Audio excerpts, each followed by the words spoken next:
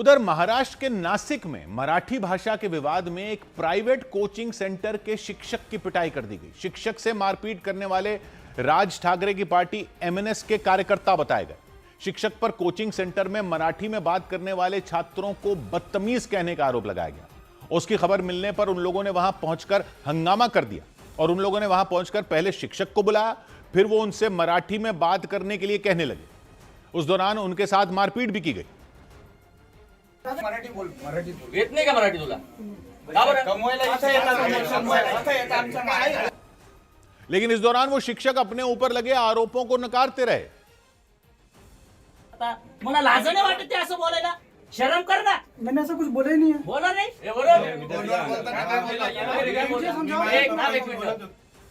और फिर हंगामा कर रहे उन लोगों ने कोचिंग सेंटर के उस छात्र को बुलाया जिसने शिक्षक पर आरोप लगाए थे।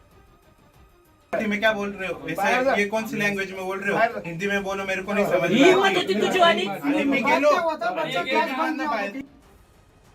थोड़ी देर बाद एक और छात्र को बुलाया गया और उसकी बातें सुनने के बाद एमएनएस कार्यकर्ताओं ने शिक्षक पर थप्पड़ों की बरसात कर दी। देखिए मैनर्सलेस लोग हैं, आवाज वाढवकर गावठी भाषा असं कोण बोलतं?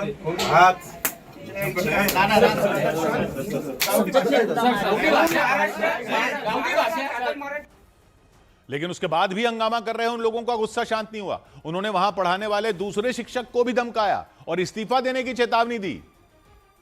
वो छोड़, लॉ हम ही है और देखो फोड़ेंगे भी।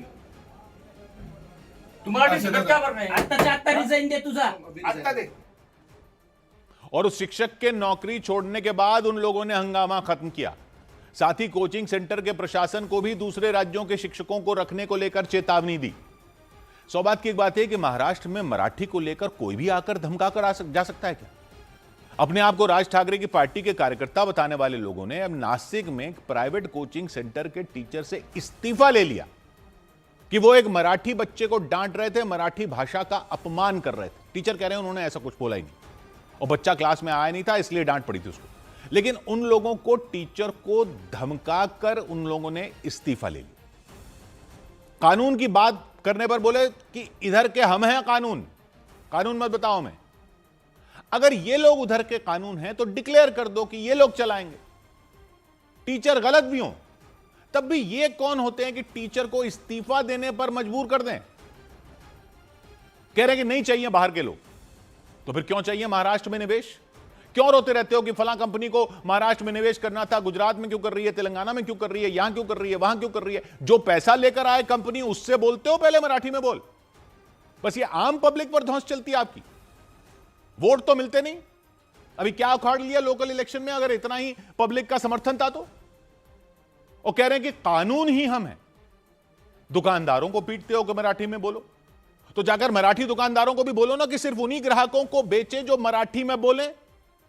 ग्राहक कोई भी हो आपको चलेगा, मतलब पैसा कोई दे तो वो चलेगा, लेकिन जहां पैसा देना पड़े वहां पे मराठी वाली धौंस मारो।